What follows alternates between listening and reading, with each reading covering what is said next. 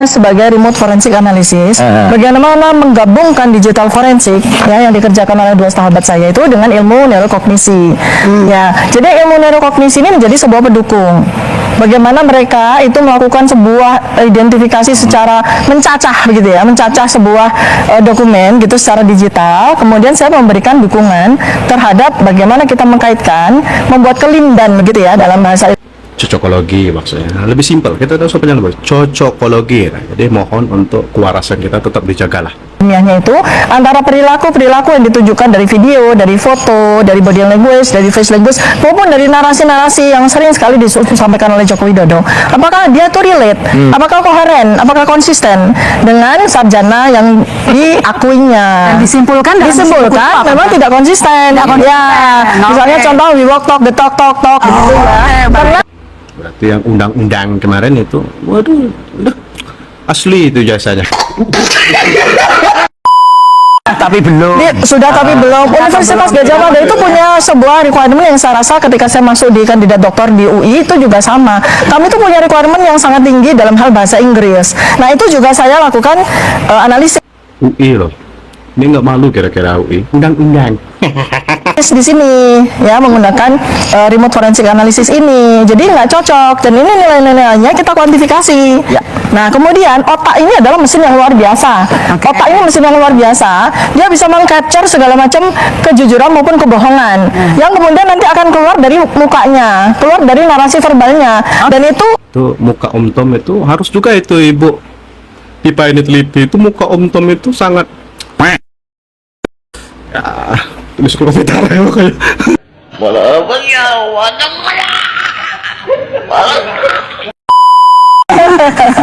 Ya, saya ingin juga mengajak semua teman-teman di sini maupun penonton di rumah, apa yang diceritakan Bu Diva ini sebetulnya sesuatu yang janggal bagi dia sebagai seorang ilmuwan ya.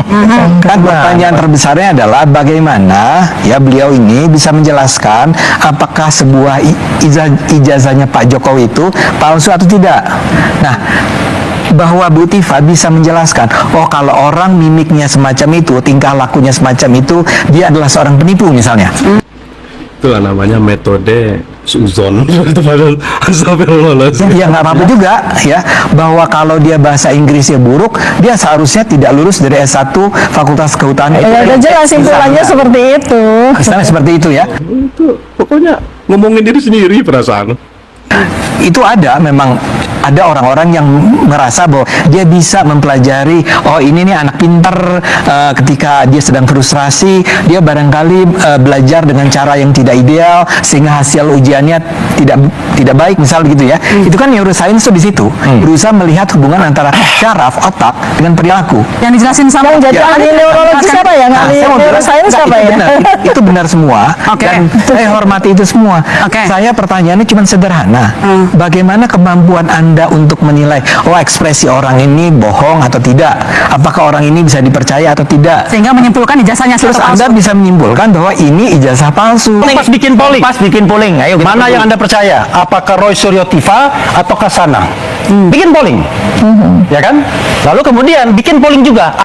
Kacau dong kalau keaslian tergantung dengan polling. Ini Bung RH ini parah sih. Apakah Anda percaya dengan pengakuan UGM bahwa ijazah asli dan baris krim? Bikin polling. Ya. Tujuannya? Saya udah berkali-kali.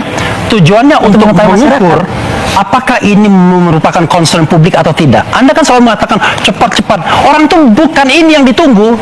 Anda saja yang bilang Roy Suryo di penjara dan lain sebagainya. Tapi masyarakat di situ, begini ya, masyarakat di sana pengen tahu apakah ijazah Jokowi asli atau palsu. Profesor Mahfud pertanyaan saya, kalau Anda ingin tahu ijazah Jokowi asli atau palsu, Dengan asli. seperti itu. Ingin atau tidak? Kebanyakan ngundang Om Tom, ya ketularan. Kalau kita nggak bisa, Bu Rektor, menyampaikan data-data yang orang tuh minta gitu, terus gimana kita bisa tahu atau bisa menjamin atau meyakinkan orang bahwa ini memang benar-benar yang kita omongkan ini benar gitu? Keraguan itu dimulai dari mana gitu? Tentunya kan yang meragukan itu yang mestinya justru dia yang mengklaim bahwa misalnya yang menunjukkan bahwa ini loh punya lu asli atau punya kamu palsu, punya saya nih yang asli. Kan berarti yang bersangkutan yang menuduhkan itu yang Kalau orang menuduh kita mencuri ya buktikan. Jadi jangan yang mencuri disuruh membuktikan bahwa dia mencuri, kan aneh. Perlu menyampaikan hal tersebut. Sedangkan bagi kami di institusi pendidikan, kami punya bukti, Oke. dokumen yang tadi sudah disampaikan oleh Bapak Dekan tentang otentisitas kebenaran dari Bapak Joko Widodo adalah masuk sebagai mahasiswa di UGM, berproses dan kemudian juga mendapatkan ijazahnya pada saat wisuda di tahun 1985. Baik, Bu Rektor, ini saya kira clear ya. Tapi lagi-lagi Bu, yang sering digunakan orang untuk diskusi itu kan apa yang beredar di media sosial. Saya ke Bu Er sekarang.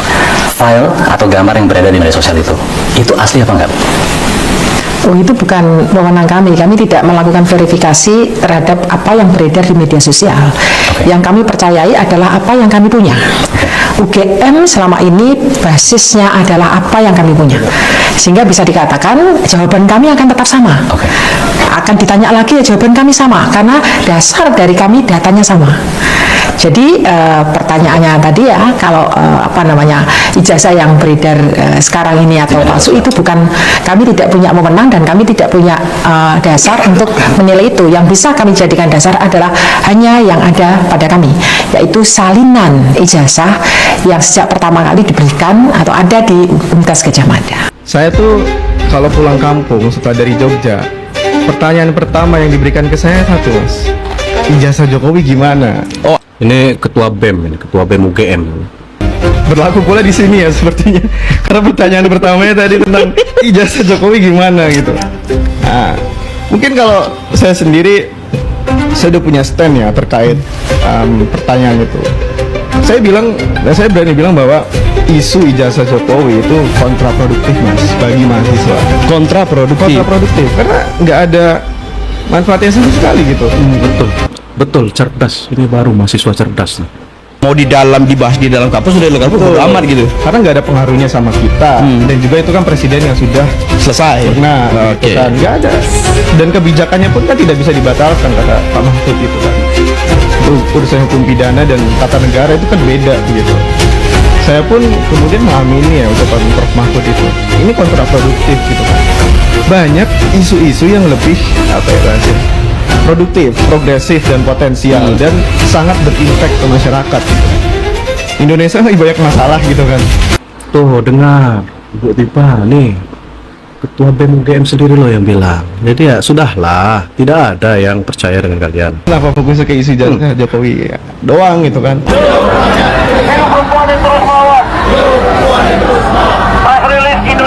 Nih, mahasiswa demo di gedung DPR. Bukan masalah isu ijazah Pak Jokowi ini lah, baik-baik. Kita belum merdeka. Pada Kamis 21 Agustus setelah peringatan 80 tahun kemerdekaan, kami aksi dan membawa tajuk lawan militerisme, tolak kapitalisme, imperialisme, dan ganjang oligarki.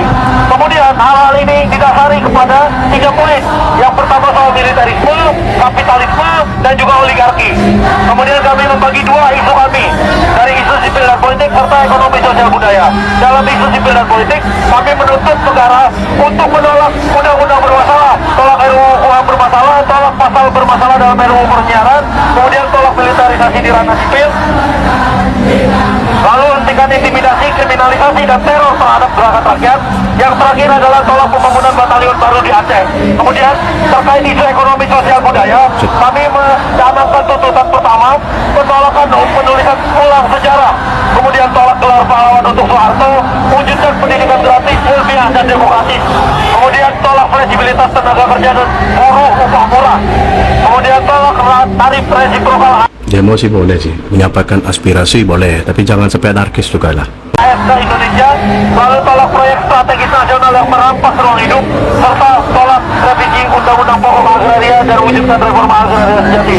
Sebagai penutup, kami menegaskan kemerdekaan itu bukan sekedar seremonial tahunan, tapi Nih kalau ternak Anies nih diam nih, apalagi ibu-ibu yang suka bikin gaduh itu yang katanya lintas provinsi mak-mak itu kemana? Nggak ada. Kalau kepentingan umum atau kepentingan masyarakat tidak ada, tapi hanya kalau kepentingan kelompok mereka semangat sekali keluar-keluar demo sana kemari kan. Tapi kalau model begini tidak ada tuh mak-mak ini, jelas tuh real itu buzzer tuh. kemerdekaan itu direpresentasikan dengan kedaulatan rakyat atas tanah, air, udara, dan masa depannya.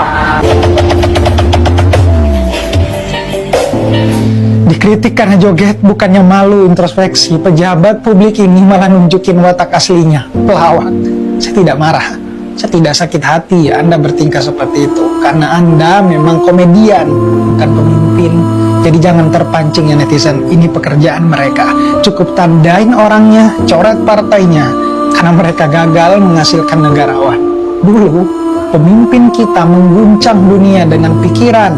Sekarang, ruang dewan justru ramai, bukan karena debat kebijakan, tapi joget. Betul, pokoknya akhir-akhir ini salah satu yang bikin saya miris, yang males pokoknya bikin video lah. Jogetan. Kalau kalian anggap ini lucu-lucuan, di mana perasaan kalian? Gak punya hati sama pikiran. Malu Pak, sumpah dulu kita punya harta dengan demokrasi kita, Tan Malaka dengan Madilog dan menuju Republik Indonesianya. Natsir punya integralistik yang jadi dasar NKRI. Soekarno dengan Indonesia menggugatnya, pidato yang begitu mengguncang. Sultan Syahrir dengan perjuangan kita. Gus Dur tulisannya tentang pluralisme dan kemanusiaan. Cak Nur atau Nurholis Majid dengan Islam, kemodernan dan keindonesiaannya. Buya Hamka dengan tafsir dan sastra yang mendidik hati. Mereka lahir dari luka dan membalasnya dengan makna. Kenapa? Kenapa kalian justru memberikan luka dengan tanpa makna? Gaji kalian 100 juta atau jangan kalian setara gaji 36.000 guru. Saya mohon, dengan cara apa lagi? Kalian sadar diri. Please share biar ini sampai ke mereka. Debat tetap pakai adab.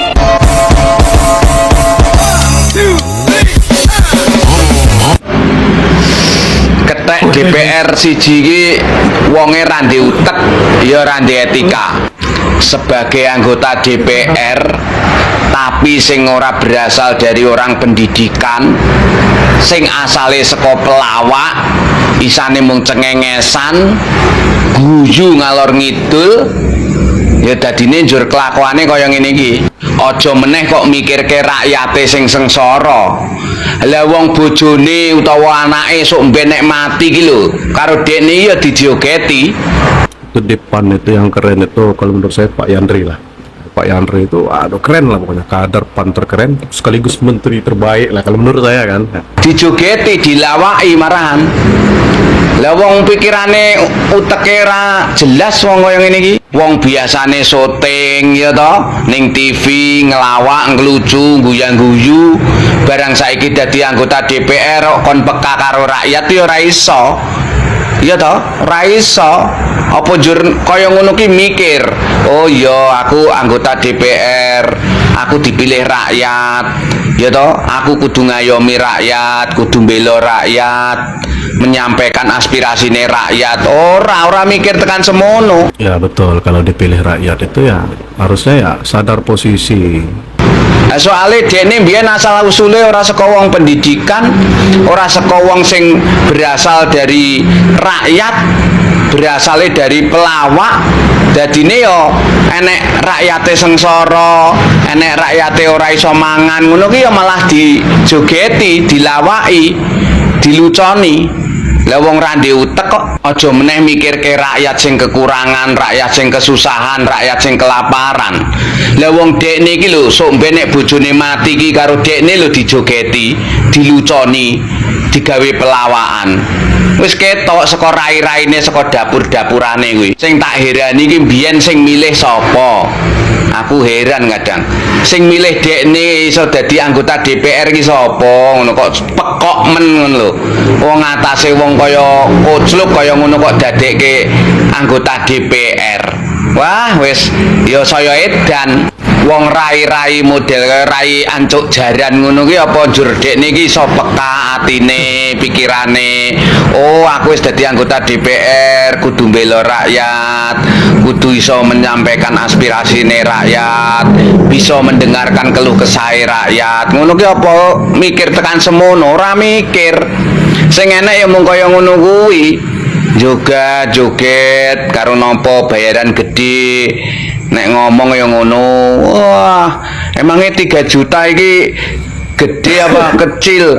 Kecil kanggo diapuranmu, njik-genjik. Nek kanggo rakyat cilik, masyarakat rakyat jelata iki 3 juta yo gede. Jo meneh 3 juta. Jangan nantang rakyat lah kira-kira. 300.000 gede kok rumah samu. Rai nek ora tekek ya diapuranmu kuwi. Ya, wong mbok mikir nek anggota DPR ki aja sembrono, dapuranmu ki badhok ngising ki sing bayar sapa? Sing bayar rakyat masyarakat.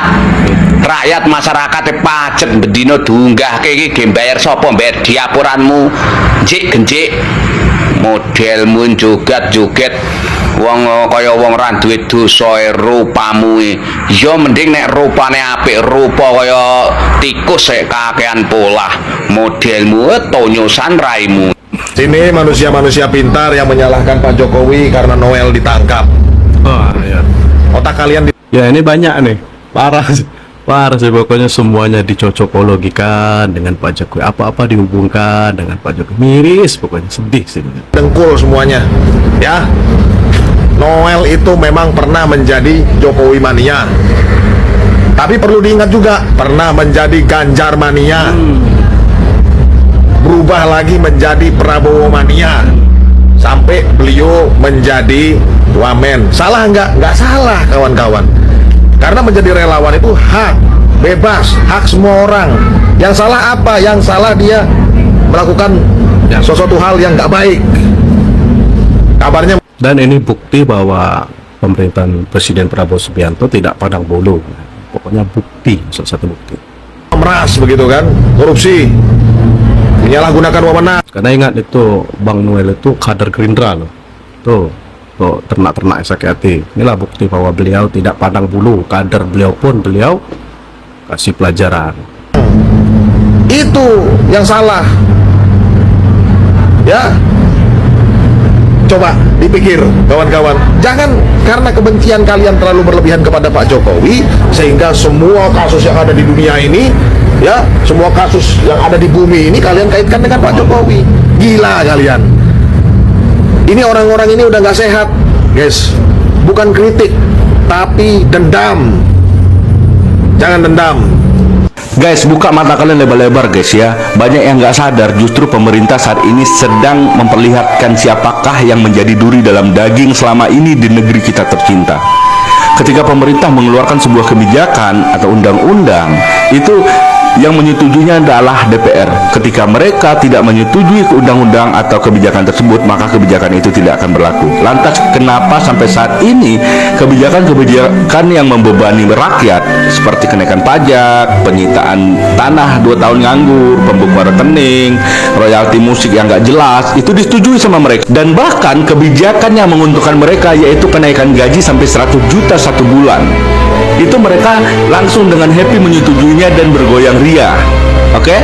Tapi kalian sadari nggak ya, semua kebijakan itu menguntungkan para elit. Hanya satu kebijakan yang membuat mereka panik, itu tidak mereka setuju sampai saat ini. Apakah itu? Penyitaan aset para koruptor. Belum disetujui sampai saat ini. Jadi kalian udah tahu kan siapa yang menjadi duri dalam daging di negeri kita tercinta ini? Bahwa para elit politik sekarang ini karena kekuasaan saja tidak terkecuali saudara saya sendiri. Dari sejak terjadinya sidang istimewa, saya sudah 5 bulan yang lalu. 5 bulan yang lalu saya sudah kemukakan bahwa ini adalah presiden yang kedua kali akan terulang kembali. Seorang kepala negara itu akan dikudeta, dan bahkan di situ dikatakan presiden mengkudeta pemerintahannya sendiri. Itu terjadi pada masa Presiden Soekarno juga. Jadi jangan heran. Dan oleh karena itu saya memerlukan untuk hadir di tengah-tengah saudara-saudara bersama dengan jujur untuk tetap meneguhkan komitmen kita semua dan cinta kepada keadilan, cinta kepada kebenaran. Undang-undang perampasan aset itu RUU-nya sudah jadi tahun 2018 sebelum kabinet yang kedua. Sampai akhirnya sudah selesai, ketika akan disahkan tiba-tiba DPR nggak mau. Pak Mahfud, kenapa ini undang perampasan aset kok lambat banget? Ini korupsi kita makin merajalela. Pak di DPR Pak, saya bilang surat Bapak udah 2 kali ke sana nih, saya bilang, tapi DPR-nya nggak mau. Saudara-saudara, dalam rangka juga pemberantasan korupsi, saya mendukung undang-undang perampasan aset, saya mendukung. Jadi saya menganggap beliau itu berdiri sendiri. Partai pendukung beliau, yang memilih beliau, omong kosong, tidak ada mendukung. Kalau betul partai pendukung Presiden Jokowi ingin membantu supaya Jokowi berhasil, kenapa menyetujui RUU yang memperlemah KPK? Semua partai mendukung RUU KPK itu, beliau sendiri, berdiri sendiri. Kita terus mendorong agar RUU perampasan aset itu segera diselesaikan. Penting sekali. PSI akan saya dorong untuk mengesahkan RUU perampasan aset. Koruptor ora wedi penjara, mereka wedi karo miskin. Kita harus berani merebut uang rakyat kembali buat rakyat.